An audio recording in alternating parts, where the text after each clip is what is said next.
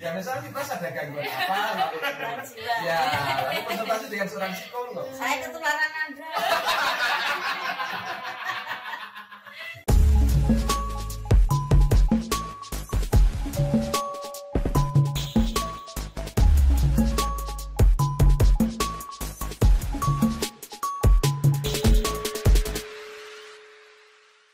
Selamat malam, jumpa kembali di podcast Darjo dari Jogja. Tentu saja ini tentang apa, siapa, dan ada apa di sana.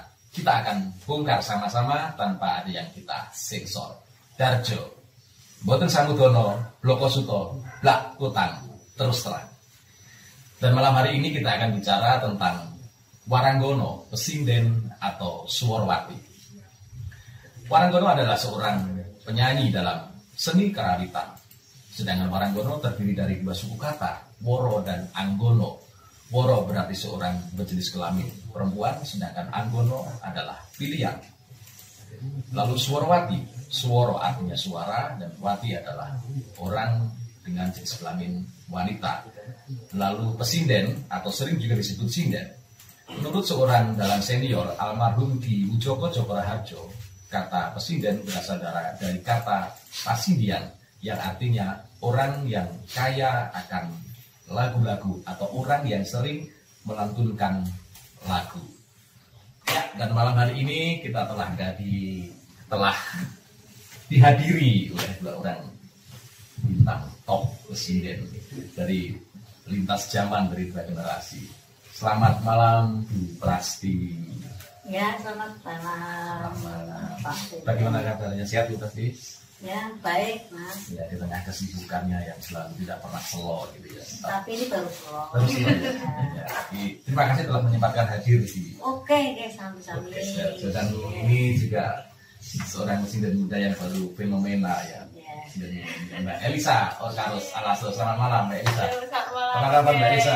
Baik. Ya, ini juga di sela-sela kesibukan masih menyempatkan. Kok bisa hadir ke sini, siapa yang undang? Yang undang dari Darjo. Dari Darjo, luar biasa. Tim Darjo ini luar Tim biasa. Darjo. Ya,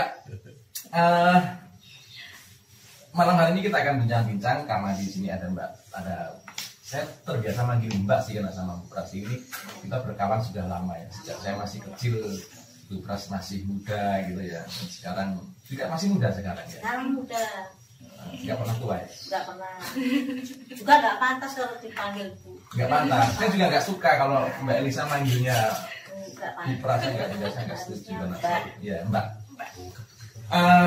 Mbak Prastiwi, ya, Anda adalah seorang sinden senior.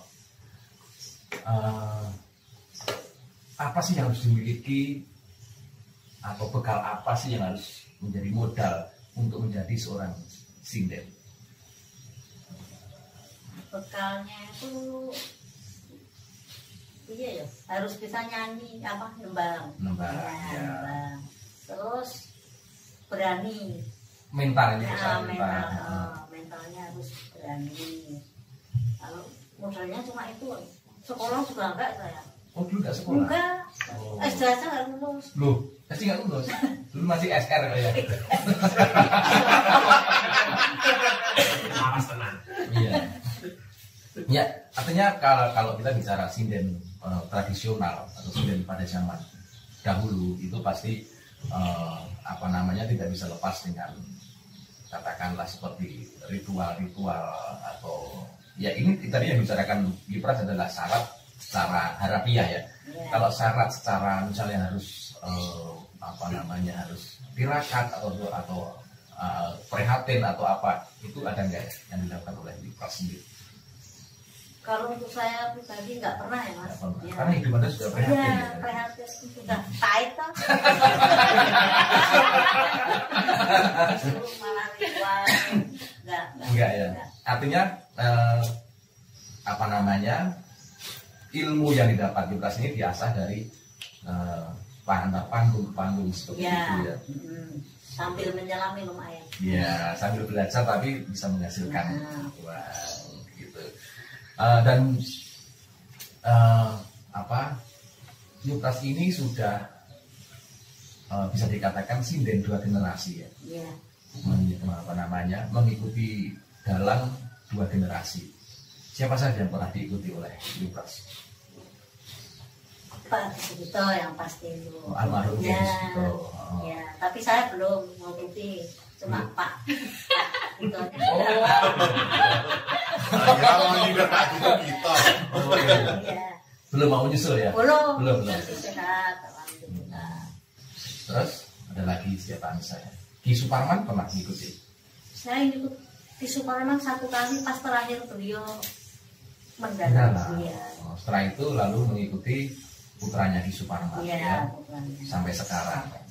Dan sampai sekarang jam terbangnya semakin padat saja ya. Iya. Alhamdulillah, disyukuri ya.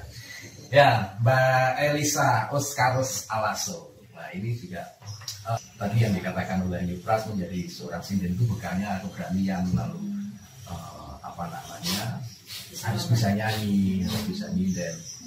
Nah, untuk seorang Elisa Oscarus Alaso yang tidak melulu hanya menjadi seorang sinden tapi juga menjadi seorang performer, apa yang harus dipersiapkan?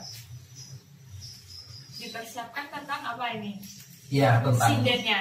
Iya, Anda berangkat dari pesinden ya, dari karena saya dulu juga sempat melihat Anda berangkat dari komunitas Kecubung Sakti. Di situ saya belum melihat karakter Anda keluar dan Anda harus apa namanya, ya masih menjadi seorang sinden, lalu tiba-tiba Anda berubah karakternya menjadi seorang performer juga. Nah, tentu saja ini ada hal-hal khusus yang harus dipersiapkan. Apa saja Mbak Elsa? Sebenarnya kalau saya kan juga otodidak sama kayak ibu. Jadi Tapi kalau ini kan tidak sekolah. Iya, itu tidak perlu sekolah. Enggak perlu sekolah ya? Iya. Benar berarti nggak perlu sekolah. Cuman kekuatan sekolah itu tadi kan memberikan warna, Ya. warna aja dengan sinden yang berbekal sekolah. Nanti jadi istilahnya nyambung, ketemu sama misal kita mau wayangan di PT atau di tempat sekolah-sekolah itu bisa ngerti. Artinya tentang keilmuan atau disiplin Iya. ilmu yang lain bisa lebih Dan itu dikuasai. jadi warna sendiri, Gitu. cuman gitu. Tapi kalau model dasarnya sama kayak ibu, jadi yang penting berani, bisa nyanyi, terus kita bisa respon apa di atas panggung, karena yang penting dalam panggung kan performatif ya, dia sifatnya pertunjukan. Kita bisa melihat kalau jadi partner ya gimana menaruh diri sebagai partner ya. Begitu. Ya. Elisa Oscarus Alaso ini seorang sarjana seni, S1-nya pedalangan, lalu S2-nya ngambil psikologi. Apa yang membuat Anda terjerumus dalam dunia persindenan? Berarti menurut Pak Ben ini jerumus ya. Ini adalah sesuatu yang Tidak nyambung dengan memulihkan dan ya, tidak nyambung dengan dunia Anda, seorang psikolog ya, seorang sarjana S1 pedalangan, S2-nya seorang psikolog. Tapi kenapa dia terjun bebas di dunia? Aku jadi mau tanya, berarti menurutmu ini berbeda ya psikologi sama seni? Sangat berbeda. Kalau- Ya mungkin secara tidak langsung Anda bisa mempengaruhi psikologi penonton ketika Anda perform dengan penampilan Anda. Tetapi itu sebenarnya tidak secara langsung. Kalau seorang psikolog kan pasti harus, ya misalnya dia tuh orang pasien ya harus ya misalnya kita ada gangguan apa lalu ya lalu konsultasi dengan seorang psikolog. Saya ketularan Anda. Jadi begini. Ya apa alasannya Mbak Elisa? Sebenarnya itu tuh nyambung-nyambung aja. Jadi psikolog itu kita kan ngomongin soal perwatakan manusia. Terus aku juga psikologinya ngambil tentang industri organisasi. Makanya yang dipelajari di sini tentang konsumen. Jadi sama aja aku pasti. Oh ada ya psikolog tentang industri organisasi ada ya, bukan hanya sekedar menyembuhkan orang yang Ya itu klinis. Kalau psikologi gitu, itu ya. nanti jatuhnya ke HR, perekrutan. HR itu honor atau bukan ya? Bukan. Bukan. Human resources. Oh iya iya. Itu Yang kan nyambung gue, raiso, ratekan opo. Anda dia saya tanya kok omong. ya nyambung aja. Jadi soal apa psikologi ekonomi, psikologi konsumen kayak gitu nyambung aja di dunia aku yang sekarang entertainnya. Jadi gimana kita lihat menempatkan diri terhadap konsumen, nah itu sangat nyarap di situ kalau psikologinya. Kalau soal perwatakan juga selalu sih tentang watak manusia humanis ya. Termasuk mungkin pilihan Anda ketika Anda perform menggunakan karakter seperti apa ya, dengan bahasa Jawa yang kagok-kagok itu. Anda bisa menemukan itu gimana sejarahnya, Mbak Elisa? Sejarahnya ya karena ini ya, aku melihat ketika misalnya wayangan di luar pulau terus kemana-mana ya, orang itu udah kalau tahu wayangan tuh udah jijik dulu. Kalau seumuran saya ya, kalau maksudnya di dunia yang teman-teman sekolah saya, apa sih kayak gitu, udah males dulu, terus nggak tahu, ya udah nonton aja, tapi ya paling cuman betah berapa lama buat jajan aja sama nonton gitu. Jadi kurang ada yang bisa diketahui gitu loh. Nah ini bisa nggak sih ini digampang bisa masuk ke ranah ini kayak gitu. Ya udah ketemulah Pak Seno yang seorang brilian, terus ya udah ini kita bikin kemasan yang sampai bisa orang-orang lebih ngerti kayak gitu kan. Ya udah jadilah gitu. Kalau tentang karakter sendiri, karakter ketika seorang Elisa perform dengan apa dialek yang ini seperti apa dulu proses sampai nemu karakter itu? Nemunya gimana ya? Kayak gitu aja, jalan sama jadi kayak ibu ya, per setiap kita pertunjukan itu tuh dan Anda selalu konsisten dengan karakter itu ya? Selalu belajar, oh ini yang kecapai, oh ini yang diterima. Seperti ketika Yupras dengan goyang itiknya itu ya, itu konsisten dengan itu, dan itu menjadi ciri khas dari Yupras.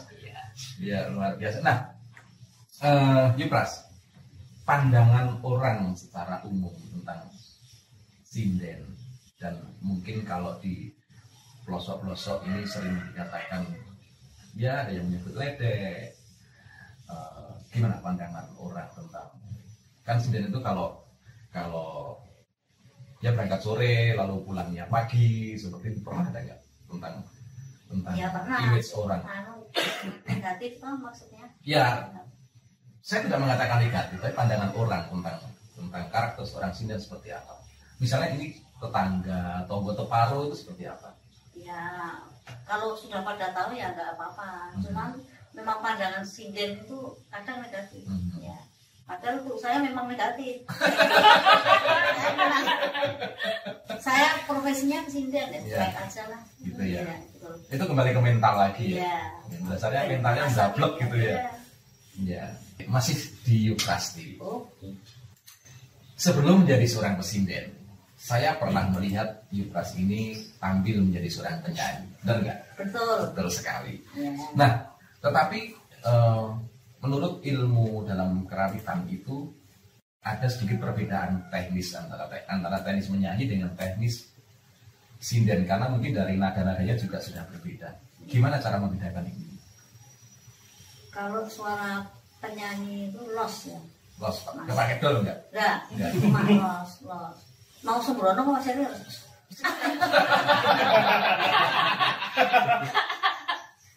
Los, tapi kalau suara sinden pakai suara hidung kalau pas. Oh, pakai suara hidung. Kalau penyanyi itu bisa mungkin suara dada atau suara tenggorokan gitu ya. Ya, bedanya itu.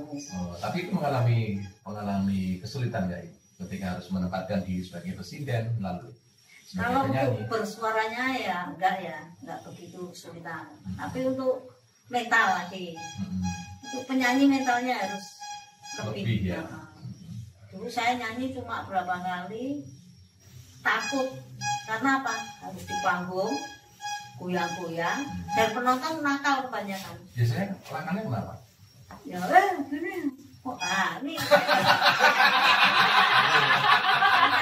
saya pernah begitu kan, mental saya down. Oh, jadi terus memilih Sinden aja ya daripada penyanyi gitu ya, pokoknya gitulah, lebih brutal di dunia. Padahal sinden pun saya bikinnya kan pernah, tapi tidak apa-apa. Enggak apa-apa. Kalau dibalas gini ya. Tidak apa-apa. Mungkin kisah-kisah pernah mengalami kisah yang menyedihkan atau kisah yang menyenangkan, pengalaman seperti apa yang pernah dialami pas? Pas apa itu? Pentas atau? Enggak, pas ngarit. Pas Ya pas pentas, kita bicara tentang pentas. Kalau mengalami kesedihan itu tiap hari ya, kita susah sedih ya. Kalau pas pentas ya kadang apa ya down ada. Oh gitu. Walaupun seorang sinden senior juga pernah mengalami malah down. akhirnya ini saya down kuat Pak ya. Warat. Saya harusnya kan dari sinden tradisional, harusnya kan mituo gitu. Iya. Nah, sekarang dituntut harus goyang-goyang, Iya. kemudian saya terus walat. Kalau warat kan pasti nanti kejambung itu. Enggak ya? Enggak, di Enggak. atas. Saya enggak lah, itu kalau saya pikir enggak. Itu memang lalu tuntutan zaman. Ya. Gitu. Tapi ya mungkin agak sedikit aneh juga ya. Aneh. Aneh. Tapi ya justru dari keanehan itu. Karena sekarang kan zamannya kalau yang enggak aneh enggak ditonton orang. Ya, betul. Gitu ya. Harus ngedan ya. Nah, sampai kapan kita sendiri akan terjun di dunia sinden? Ya sampai semampunya. Sampai semampunya ya. Kalau sudah cuma tuyuk-tuyuk gini ya enggak ikut, nanti jelas tadi bahan aja. Memang akan mengalami tuyuk-tuyuk. Ya, tuyuk-tuyuk.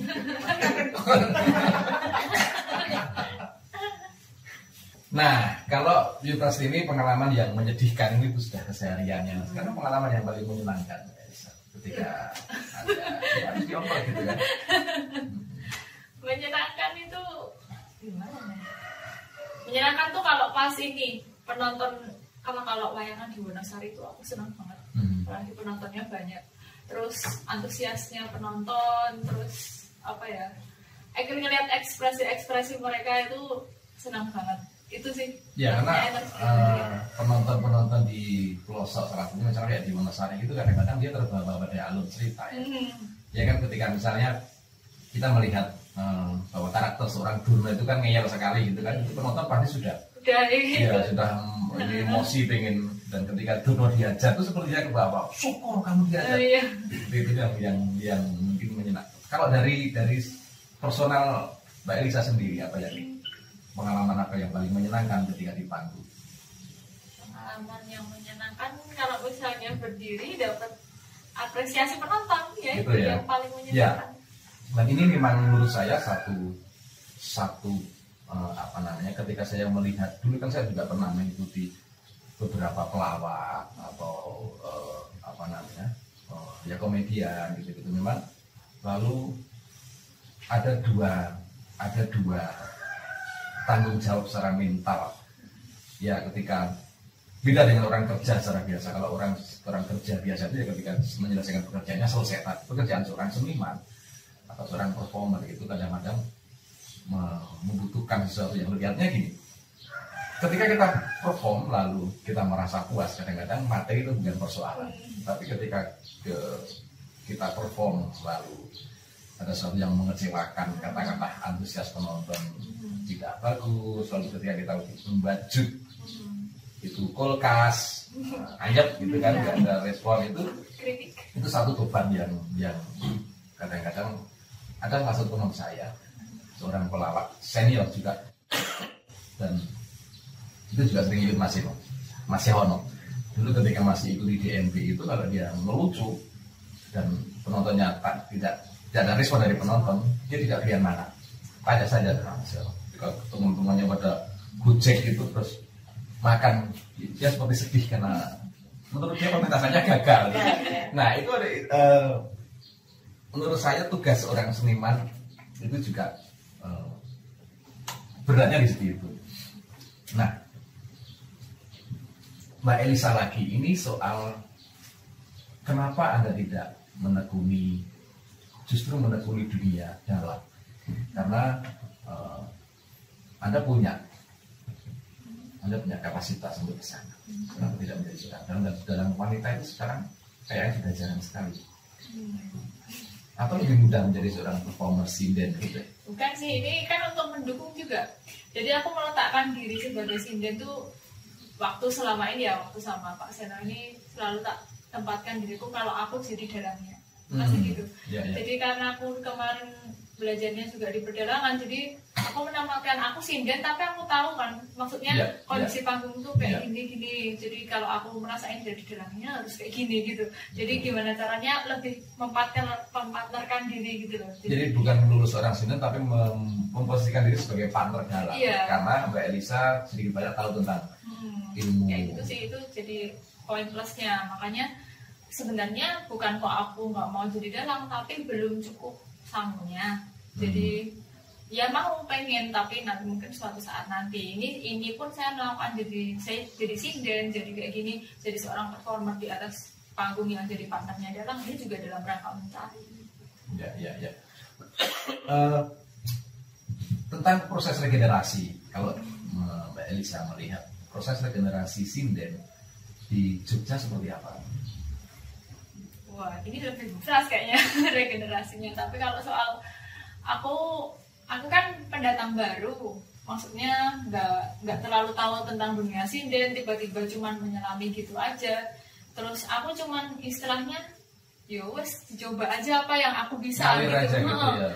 Aku nyinden ya awalnya kayak gini, terus aku bisa mengembangkan kayak apa dan berusaha maksimal.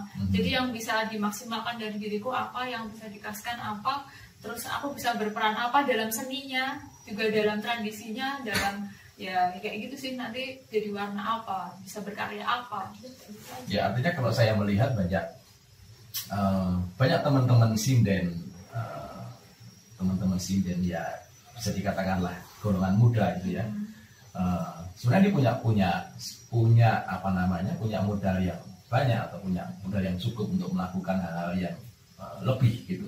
Tetapi lagi-lagi ini mungkin menurut saya persoalan mindset bahwa seorang sinden itu harus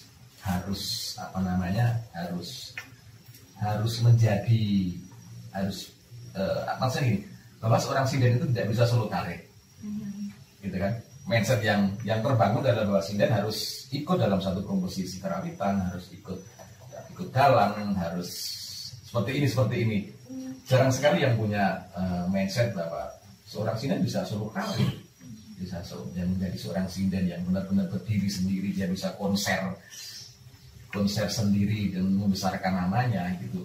Dan saya pikir apa yang dilakukan Elisa ini juga sesuatu yang membawa dirinya menjadi menonjol di antara teman-teman yang lain, dan satu hal lagi ini juga bisa memotivasi teman-teman sinden yang lain.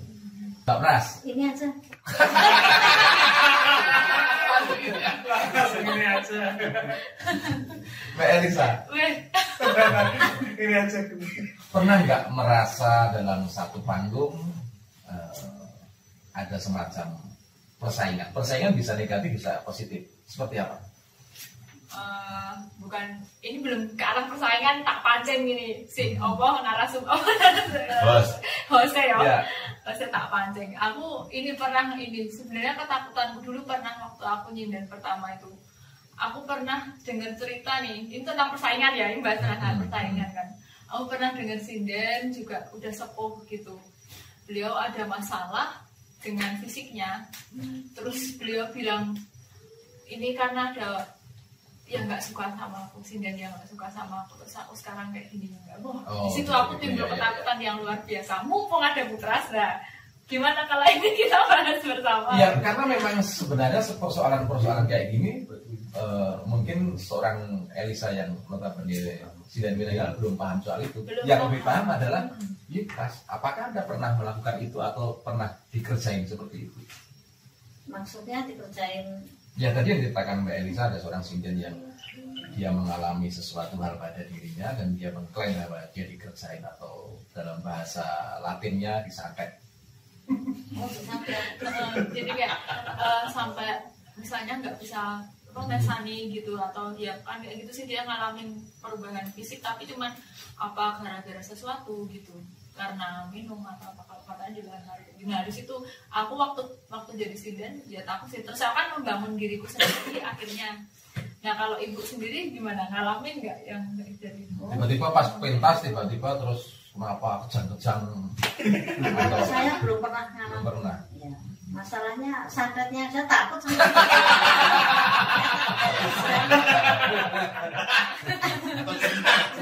cerita dari sesepuh. Ya, misalnya cerita dari siapa pun ada atau yang ada teman atau pernah jadi menyaksikan kayak gitu.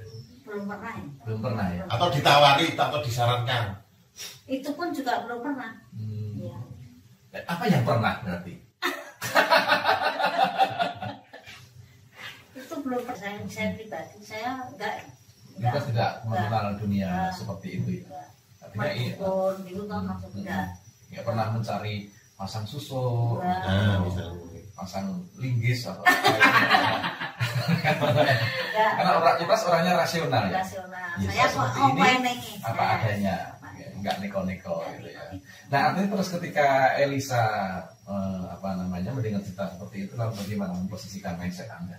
Habis itu aku ya sama aku ternyata akan orangnya rasional, tapi kan kadang-kadang yang takutnya juga ada sesuatu kan, karena aku juga masih di usia kayak gini, jadi makanya kan yang aku percaya cuman ya udahlah kalau niatnya baik, budaya gitu ya udah. Jadi istilahnya nembung, misalnya kita wayangan juga pasti minta perlindungan sama yang kuasa kayak gitu, siapa nggak ada yang ngasih lantaran atau apa dan segala macam. Terus ya intinya kayak gitu sih, karena aku kan waktu sebelum ikut Pak Seno juga ke sana gitu kan. Jadi kadang nemu kalau di desa yang pelosok kayak gitu nemu sinden yang ternyata di situ ya cuman mungkin sebulan sekali atau berapa itu dia ya itu kadang kan suka nyeritain tentang masa lalunya.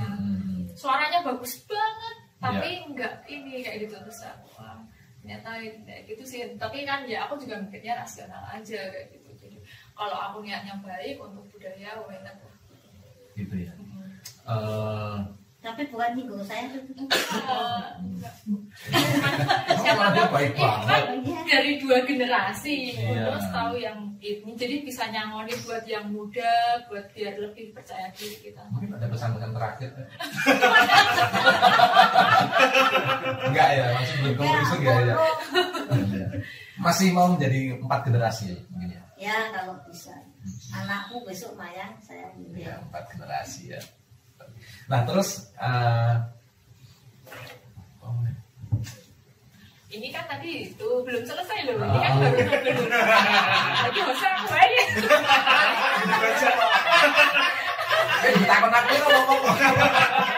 Kan tadi masih lantas sebelumnya, terus sekarang kan persaingan yang di kekinian. Lebih ke psikologi. Jadi misalnya aku mau persaingan kan lebih ke kualitas diri, terus yang misalnya negatif gitu ya. ini kan sing zaman biyen. Tapi digawene zaman saiki, posisi hono, belani sehono tapi ning pelosok-pelosok. Terus tapi sekarang kan udah enggak persaingan, sifatnya kan ya kayak kita jualan makanan, soto mana yang paling enak kan kayak gitu. Ya, tapi persaingan seperti ini juga pasti akan disertai dengan persaingan model zaman dulu. Tetap. Kan tapi nggak cuma dunia sendiri. Nah ini yang perlu diomongin nih penonton juga. Maksudnya biar orang nggak punya mindset tentang dunia wayang tuh yang kayak gitu. Padahal kan dunia seiki perusahaan sekretaris itu tetap ono kayak ngomong pasti dunia perusahaan, politik tetaplah main kayak gitu pasti ada. Tapi kan ini kan kita biar orang jauh dari itu kan akhirnya. Nah ini sekarang kan udah tahu ternyata sekarang itu udah nggak ada, hampir nggak ada yang kayak gitu. Ya memang itu nggak pernah kelihatan soalnya. Iya kayak gitu. Tapi udah bisa tahu ada, aku juga nggak tahu. Nah cuman sekarang kan arah persaingannya lebih ke personal. Jadi gue saiki dituntut gue ngadeg. Nah berarti ngadeg lah ngopo kayak gitu kan. Akhirnya jadi persaingan, perngadegan gue.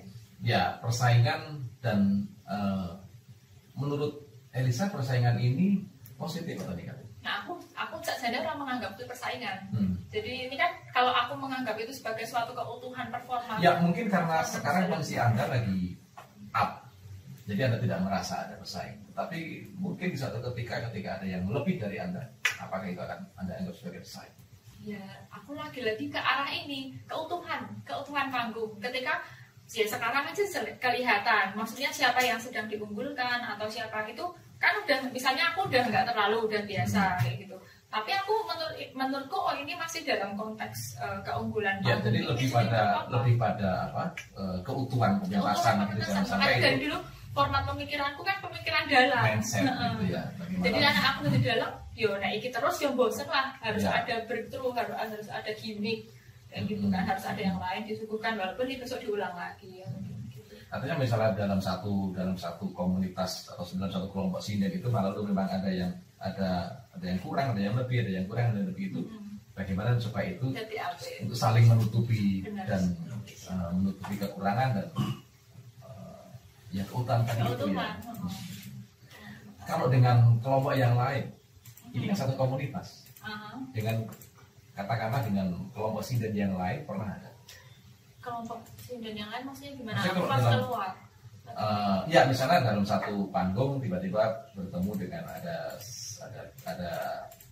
bukan rombongan sinden dari katakanlah WR gitu, ketemu dengan pernah nggak ada peristiwa seperti persaingan? Ya nggak persaingan juga. Jadi waktu pernah kan juga sinden datang kayak gitu jadi bintang tamu atau dia suruh nyanyi kayak gitu. Ya itu kembali ke perasaan masing-masing ya. Kalau saya nggak merasa tersaingi, tapi apa nih yang bisa diambil dari dia kayak gitu. Apa yang kurang dari saya, lebih dari dia, bisa nggak yang lebih dari dia itu jadi pelajaran buat saya. Gitu. Nah itu karena mindset kamu Mindset, sudah makanya, terbangun dari seperti situ. itu. Bagaimana dengan kamu, Yu?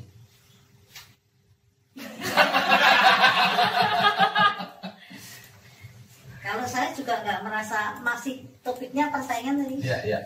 Kalau saya ya sudah nggak ada persaingan itu, kan saya sudah tua. Dulu jangan bicara sekarang. Oh. Misalnya zaman dulu pernah misalnya lagi nyinden terus ada yang merasa-rasa pasti suaranya kalau Oh itu dulu ada. Nah itu kalau ceritakan. Dulu ada, tapi saya cuek. Gitu ya. Kita anggap cuek saja. Biar memang pokoknya nggak seneng lah sama saya ya ada itu. Pasti Tapi ada. dulu ya. Kan dulu Itu masih hidup atau sudah meninggal orangnya? masih mau tak sadar. Terus biar Kalau sekarang sudah nggak ada. Karena apa? Saya sudah tua. Ya, kan? Dan Jadi menjadi- mereka juga nggak mungkin saya menyaingi mereka yang masih. gitu ya, gitu ya.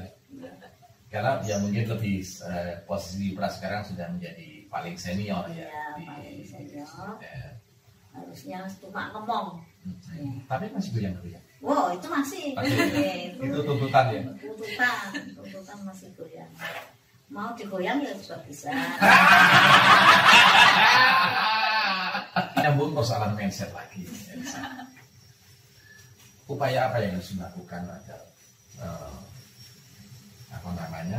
upaya apa yang harus dilakukan agar eksistensi orang Indonesia di era milenial ini tetap ada, tetap hidup? Ini yang versi aku ya. Ya, nggak mungkin kan saya kira nggak mungkin lah, nggak mungkin. Ya tadi kembali ke aku mau berkontribusi apa. Ini kan aku juga dihidupi sama dunia sinden, makanya aku juga pengen berkontribusi setidaknya membuat penanda Ya. gitu. Membuat penanda ketika aku hidup di era ini, ketika aku masih muda, masih usia sekian dan pernah jadi sinden gitu. Makanya caranya buat penanda. Nah itu aku kan melihat dengan ya apa yang disukai anak-anak muda zaman sekarang kayak gitu, itu ditarik, dimasukin ke performan di atas panggung satu. Terus kalau untuk karya-karya YouTube, karena YouTube terus sosial media, ini juga jadi ketertarikan tersendiri, termasuk dari Universitas Singapura itu kemarin beberapa kali minta aku jadi narasumbernya, cuman untuk menceritakan bagaimana antara sinden yang klasik dan dia punya hubungan sama media sosial. Nah, gimana nih biar aktif semua? Nah, itu kan mereka sangat tertarik sama itu karena media sosial itu sangat berperan kayak gitu. Nah, aku juga menyadarinya, makanya aku aktif di media sosial. Terus membuat pendekatan ke anak-anak muda yang setengah-setengah istilah dia nggak baru banget, nggak yang kekinian banget, tapi juga suka tradisi. Nah, ini bisa ditarik kayak gitu. Ya. Kayak gitu. Terus untuk karya sendiri kayak pandemi ini seadanya bikin lebih ini ya, pengen berproses kreatif. Jadi kemarin nggak bikin video klip, itu pun aku punya video klipnya dengan konsep baru kayak gitu. Konsep barunya bisa nggak ini dibuat misalnya langgam tapi dengan versi video kekinian kayak gitu. Nah itu termasuk salah satunya. Jadi setidaknya ini loh sentuhan kekinian di klasik tapi disentuh kekinian. Tradisi dalam modernitas gitu ya. Kayak gitu sih. Ya, aku bikin karya itu jadi sebagai penanda untuk diriku sendiri. Jadi ke depan setidaknya ya oke, yang klasik masih tetap ada yang suka klasik, wayangan kan juga gitu, dalang yang tetap klasik juga ada, tapi yang versi Pak Seno yang dia bisa melekat kemana-mana juga ada. Nah sinden juga kayak gitu, aku prinsipnya pengennya yang bisa melekat kemana-mana, jadi ini nggak hilang atau nggak tertutup gitu. Kalau dia cuman stuck di sini kan tertutup, nah ini yang bisa terus, yang bisa jalan terus. Nah, Artinya butuh sebuah butuh sebuah keberanian untuk merubah. Kalau bahasa saya adalah berani keluar dari belenggu konvensi, Iya. seperti itu. Iya.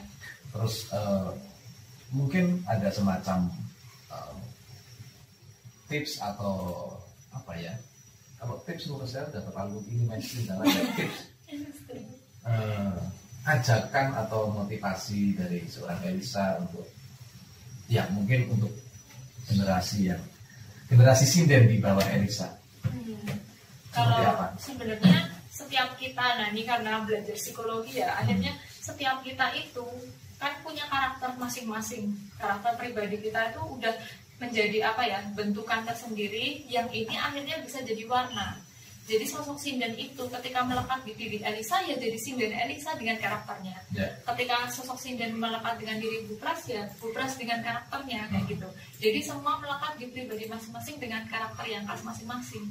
Jadi ketika kita bisa mau explore itu, mau di apa ya, di performance kan, di apa, pertunjukan ke arah orang-orang yang aku nih misalnya aku suka ngelukis tapi aku suka nyinden, bisa nggak ini dijadikan satu kayak aku suka psikologi, suka nyinden, aku suka dunia videografi dan segala macam, bisa nggak tak satukan? Makanya aku buat karya yang seperti ini. Nah sinden itu juga semuanya pasti punya ketertarikan masing-masing. Nah disitulah yang harus kita bikin, kita ramu, terus kita bikin karya itu jadi khas. Nah ini yang mungkin nggak akan mati karena kan semua itu apa ya, sangat luas ya. Sinden yang dia mungkin sinden suka masak, nah ini bisa dibikin apa ya, karakter sendiri. Suka masak ya, pas raja-raja itu sambil buka. Artinya ini sebuah ada apa namanya, dua dunia yang berbeda tapi mencoba untuk nggak harus dua gitu. Karena setiap pribadi kita tuh banyak banget, kita punya bekal banyak, apalagi yang punya jiwa-jiwa seni itu pasti punya bekal yang banyak. Nah itu apalagi dengan adanya YouTube dan konten, kita bisa mengeksplor itu. Walaupun ya kalau saya sendiri soal masa atau penontonnya berapa sih nanti ya, kalau aku lebih ke akhirnya aku ini aku udah mengeluarkan paling tidak kita mempunyai tempat untuk mengekspresikan apa yang kita inginkan. Yipras punya YouTube ya? Tidak punya. Akun sosmed itu punya?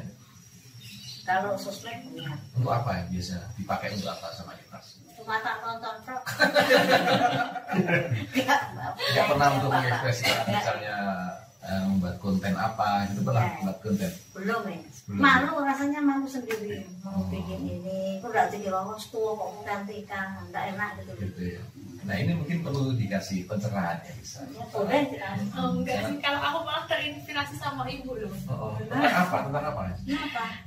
Soalnya ini sih diri Bupras itu akhirnya bisa, ya sekarang anak muda seumuran saya, yang teman-teman saya yang nggak tahu wayang itu paling suka aku Bupras. Karena iya. Ini ada sesuatu plus dari Yipras, kenapa harus malu melakukan membuat konten? Kan banyak anak muda gitu yang suka sama performnya Yipras, yang memang ada sesuatu yang unik di situ. Nanti kayak dikira caper. Nah, itu loh, ini saya menjelaskan persoalan ini loh, persoalan bagaimana mengelola mindset, jangan sampai itu, karena istri saya kan bekerja di RSC Rumah Sakit Jiwa. Jadi orang yang nervous itu ciri-ciri ada penyakit kejiwaan. Itu kan mungkin bisa dikasih pencerahan. Ini dulu balik.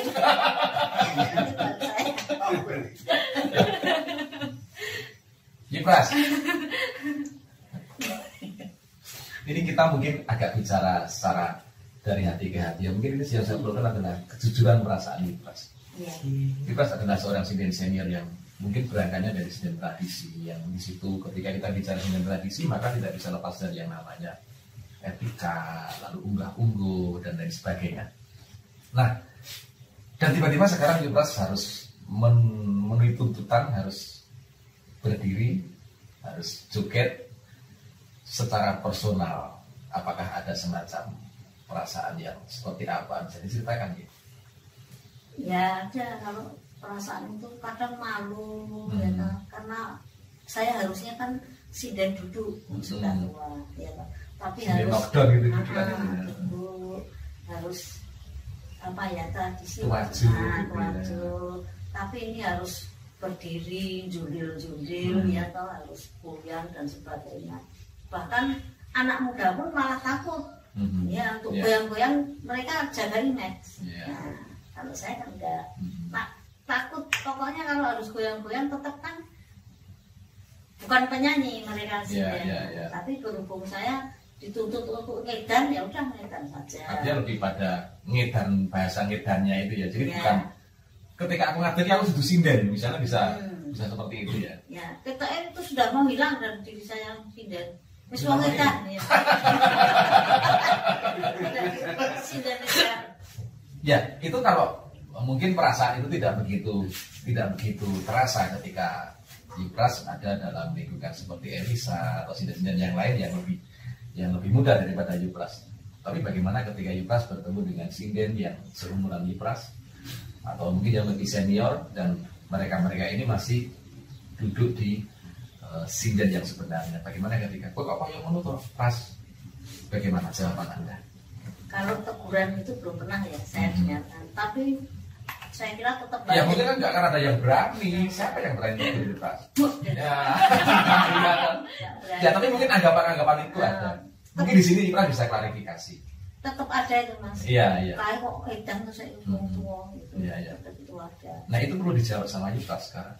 Sebenarnya juga malu. Saya tuh malu. Tapi harus gimana lagi tuntutan? Iya. Ya toh, nek mengkon linggo tok maju lah naik gitu Iya. dalan ini. Sebelum ragilem ya semacam ya, bahkan lebih edan daripada yang muda. Aslinya ya Mbak ya. Begitu. Mereka goyang-goyang tak kira tetap mikir Mas. Ya. Walaupun saya ya dikatakan sidenetan tadi. Kalau perasaan pekewuh tetap pekewuh aslinya sama sinden yang seumuran saya. Ya itu aja. Mas ini kan misalnya ini terus kalau ada Pak Seno misalnya ketemu sama sinden tua gitu tetap bisa juga. Kan ini kan yang gede Pak Seno, Pak Seno sebagai senior. Tapi nek misalnya ngikut masih itu tak Bu misalnya di apa sosok nenggel misalnya ikut siapa Pak Nana apa siapa Sudah enggak. Udah enggak. Mungkin tegurannya dari Hatinya saja batin secara iya. Kita juga mungkin nggak etis kan kalau menegur wong itu persoalan pekerjaan. Tapi menurut batin mestilah. Mestilah tetap yang iyalah wong sinden kok ngono, apa meneh umurnya sudah tua. Apalagi kita berada di Yogyakarta. Ya. Kalau aku boleh tanya nggak ini? Boleh. Ibu kalau misalnya sinden akhirnya berdiri masih bisa disebut sinden nggak kalau menurut Bu Pras? Kalau berdiri. Kan kita sekarang lebih ekspor lebih banyak edan lebih banyak berdiri jadi performer terus akhirnya ini masih bisa esensinya sinden yang dulu kan ya nyinden terus ya gitu. Tapi kan sekarang kita banyak ke performer. Nah itu menurut Ibu gimana masih bisa maksudnya disebut sinden apa enggak ya menurut Ibu sendiri? Waduh ya pertanyaannya tapi tetap sinden ya kayak tetap gitu. sinden ya Soalnya sinden ya. ya tetap sinden masalahnya kan tetap ada gamelan itu tetap nyanyi di gamelan Ya kalau menurut saya sih tetap masih disebut sinden karena ruang lingkupnya seperti itu masih di gamelan. Terus kalau kita mengacu pada pada kalimat dari sinden, Waranggono, Suwarowati, pesinden kan dari kata pasindian kan, pasindian orang yang kaya akan laku. Jadi di situ tidak disebutkan presiden harus duduk kan tidak disebutkan. Gitu bahkan kalau saya pernah mendengar cerita kalau dulu itu malah justru posisi sinden di Jawa Barat itu sih seperti posisi dia sama dalang itu lebih tinggi sindennya. Nah sinden lebih menjadi center kan. Gitu. Jadi saya pikir ya cuman mungkin karena kita berada di wilayah di Yogyakarta di Ningrat yang mungkin lebih kesantunan atau aturan-aturannya lebih pakem ini ya harus artinya lalu anggapan sinden ngadeg itu ya produk aneh gitu dan tidak banyak yang melakukan itu karena nggak mungkin kan sinden keraton berdiri gitu. Darjo itu memang bagus, itu sebuah akan Jogja dari berbagai sudut pandangan apa isinya Jogja itu gitu. Pokoknya saya salut tetap mendukung dengan Darjo bagus. Yang lainnya biar Mbak Elisa.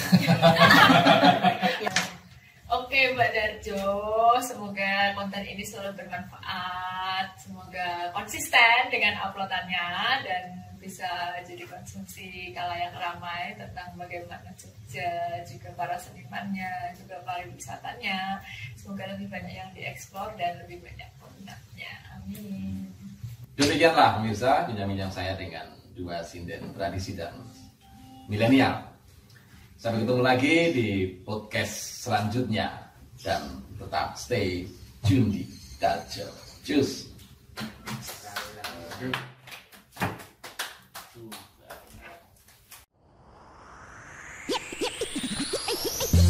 Sikro kang kala tuminggal prang campuk samya ngadali